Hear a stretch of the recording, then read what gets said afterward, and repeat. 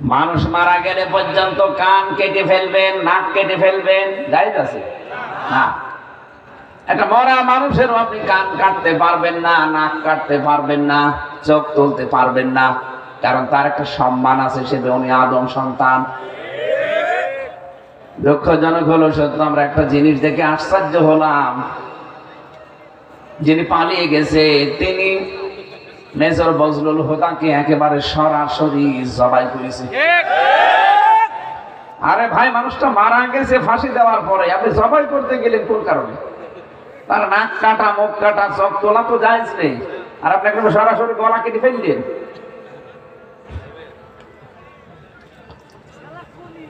মানুষ ইবাদত করবে আল্লাহ ওই দিন পর্যন্ত, ওয়াবুদ রাব্বাকা হাত্তা ইয়াতিয়াকাল ইয়াকিন, যতদিন পর্যন্ত ইয়াকিন না আসে। এখানে ইয়াকিন মানে মৃত্যু, ইয়াকিন মানে কি? যতদিন মরণ না আসে ইবাদত থেকে আপনি পরিত্রাণ পাবেন না। করাই লাগবে আপনাকে ইবাদত, মাস্ট বি, আপনাকে ইবাদত করে যাওয়া লাগবে মরণ পর্যন্ত। এরপরে আপনারা দায়িত্ব নেই, মরে যাবেন, দায়িত্ব শেষ। দায়িত্ব এবার পালন করবে দুনিয়ার জীবিত যারা, তারা যদি আপনাকে কবরে না দেয়, তারা যদি আপনাকে জানাজা না করায়, মাটিতে না দেয়, তাহলে তারা গুনাহগার হবে। কথা বলে না কেন? আমার দায়িত্ব কোন পর্যন্ত? মরণ। কোন পর্যন্ত? মরণের আগ পর্যন্ত আমার যে সম্মান মর্যাদা আছে, মরণের পরও আমার সম্মান মর্যাদা আছে, কারণ আমি আদম সন্তান। এদের সম্মান নিয়ে সিনেমিনি খেলবা না, কারণ এদের সম্মান আমি দিয়েছি। কি দেখলাম আমরা এই 53 বছর হয়ে গেল এদেশে আদম সন্তানের কোন সম্মান নেই, এদের সম্মান নিয়ে সিনেমিনি খেলা হয়। কথা বলে না কারণ? কোরআনে কারিমের ভেতরে আমি পড়েছি, কোন জালেম যদি পৃথিবীর ক্ষমতায় বসে, সে 4 প্রকার কাজে হাত দেয়। এটা আছে সূরা নমলের ভেতরে 34 নম্বর আয়াত। ক্বালাতে ইন্নাল মুলুকা ইযা দাখালু ক্বারিয়াতান আফসাদুহা ওয়া জাআলু আ'ইজ্জাতা আহলিহা আদিল্লা ওয়া কাযালিকা ইয়াফআলুন। বলেন আল্লাহু আকবার। রানী বিলকিস এই কথা বলেছিল, বিলকিস রানীর কথা এটা। কলাত, এজন্য কলা দেয়নি আল্লাহ, কলাত দিয়েছেন, এটা মহিলার কথা। ইন্নাল মুলুকা ইযা দাখালু ক্বারিয়াতান আফসাদুহা, সে তার পরিষদ বর্গ, সভাসদ বর্গ, মন্ত্রী বর্গ যারা আছে তাদেরকে ডাক দিয়ে বলেছিল, দেখো কোন জালিম বাদশা যদি কোনো এলাকা দখল করে, কয়েকটা কাজ সে হাতে নেয়। 1 নম্বরে আফসাদুহা, সেখানে বিশৃঙ্খলা সৃষ্টি করে। 2 নম্বরে ওয়াজালু ইজ্জাতা আহলিহা দিল্লাহ, সেখানকার সম্মানিত যারা আছে তাদেরকে সে অপমান করে।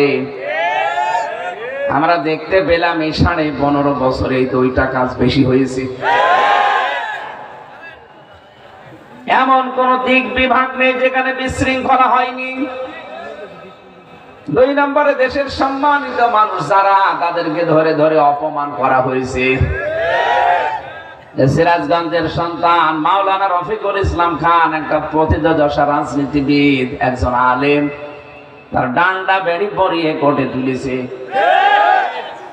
আর যত অপমান আছে সব অপমান তাদের উপরে গেছে।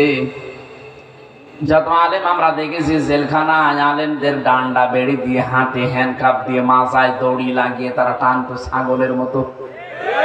আমার মাথায় দড়ি দিয়ে টানতো। বাস্তবতা এইটা, কারণ জালেম যদি কোনো এলাকা দখল করে, ক্ষমতা পায়, ওর প্রথম টার্গেট থাকে ওই এলাকাতে বিশৃঙ্খলা তৈরি করবে। 2 নম্বরে তারা সম্মানিত মানুষদেরকে অপমান করবে। তাম দুনিয়া যাকে সম্মান দেয়, শহীদ আল্লামা দেলাওয়ার হোসাইন সাইদি রাহমাতুল্লাহ আলাইহি, তাকে পর্যন্ত তারা কত উল্টা পাল্টা মামলা দিয়ে কত হেনস্থা করেছে। 13টা বছর তার ওই ছোট্ট কোটি ঘরে কেটে গেল। এখনো পর্যন্ত ইসলামী আন্দোলনের সিপাহ সালার জনাব এটিএম আজহারুল ইসলাম আর 17 বছর পর্যন্ত পৌঁছতেছে। কোরআন হাদিস যারা শুনতে আছেন, আমি 2 মিনিটে একটা শিক্ষা বলছি। সূরা ফাতিহা 18 নম্বর আয়াত, এটা আমি আকিস গ্রুপের মাহফিলে পরশুদিন শিক্ষার জন্য বলেছিলাম। আমি শুধু ক্লাস দিচ্ছি আপনাদের। আমরা যদি এই পৃথিবীতে আল্লাহর সন্তুষ্টি চাই, 1 নাম্বার। 2 নম্বরে যদি আমাদের মনে সত্যি যদি আমাদের মনে ইসলাম থাকে যে আমরা আল্লাহর জন্য যা করছি আল্লাহর জন্য। 3 নম্বরে আল্লাহ পাক যদি আমাদের উপরে প্রশান্তি বা সাকিনা নাজিল করতে চান, আমরা যদি চাই যে আমাদের উপরে শান্তি নাজিল হোক, সাকিনা। 4 নম্বরে যদি সুনিশ্চিত নিকটবর্তী কোনো বিজয় দেখতে চান, তাহলে এই আয়াতে 1 নাম্বার একটা কাজ আল্লাহ দিয়েছেন, এই কাজটা করা লাগবে। নবীজি 1400 জন মানুষ নিয়ে এসেছিলেন মক্কায়। হুদায়বিয়া নামক জায়গায় তিনি বাধাপ্রাপ্ত হলেন। কাফেরেরা বলে, না এবার আপনাকে আমরা হজ করতে দেব না। নবীজি হযরতে ওসমানকে পাঠালেন সমঝোতার জন্য।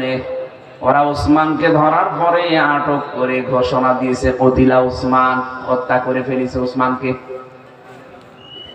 নবীজি কথাটা শোনার পরে এই বাবলা গাছের নিচে, হুদায়বিয়া নামক যে জায়গা, ওখানে একটা বাবলা গাছ ছিল। কোরআনে কারিমে আল্লাহ ওই গাছের ইঙ্গিত দিয়েছেন, লাকাদ রাদিয়াল্লাহু আনিল মুমিনিনা ইয ইউবাইউনাকা তাহতাশ শাজারাতি। এই যে তাহতাশ শাজারা, গাছের নিচে, ইয ইউবাইউনাকা, যখন আপনার কাছে তারা বায়াত নিচ্ছিল, শপথ বাক্য পাঠ করছিল। নবীজি ডাক দিয়ে বললেন, সাহাবীরা, হজ করার জন্য এসেছিলাম, ইহরামের কাপড় পরে খুলে ফেলো। 1400 জন মানুষের ভেতরে 1 জন শুধু আটক করেছে, এখনো 1399 জন আছে। বললেন খুলে ফেলো, পরবর্তীতে আবার হজ করে নেব। বাংলার মুসলমানেরা বলেন তো, ইহরামের কাপড় পরার পরে যদি আপনি ইহরামের কাপড় খুলে ফেলেন, আপনার হজ কিন্তু ভেঙে যায়। কি হজ শেষ? নবী কি জানতেন না যে আমার ফরজ হজ নষ্ট হয়ে যাবে? জানতেন না? রমজান মাস ছিল, রোজা রেখেছিলেন।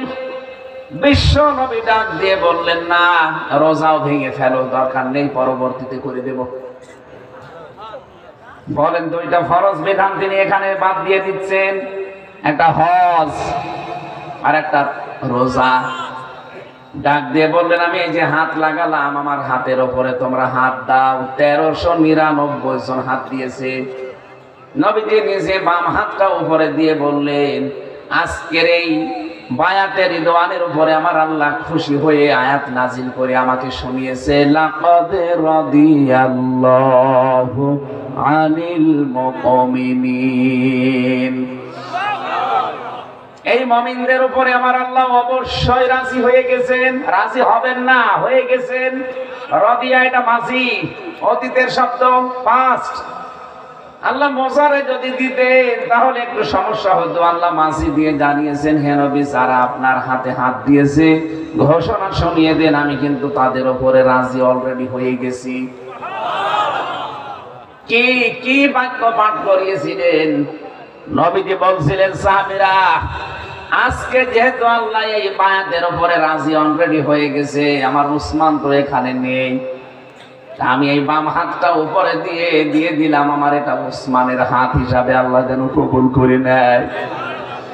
তোমাদেরকে আমি একটা বাক্য পাঠ করালাম আজকে, বিনা কারণে একটা নিরপরাধ মানুষকে ওরা আটক করে মেরে ফেলেছে, যদিও মারে নাই, কিন্তু ঘোষণা তো দিয়ে দিয়েছে, কতিলা ওসমান, ওসমানকে মেরে ফেলেছি। নবীজি বললেন, যারা একটা বিনা অপরাধে একটা মানুষকে মেরে ফেলতে পারে, ওসমান হত্যার বদলা না নিয়ে আমরা কেউ মদিনায় ফেরত যাব না। ফরজ বিধান ছেড়ে দিলেন কয়টা? আরো জোরে বলেন, কি বাক্য পাঠ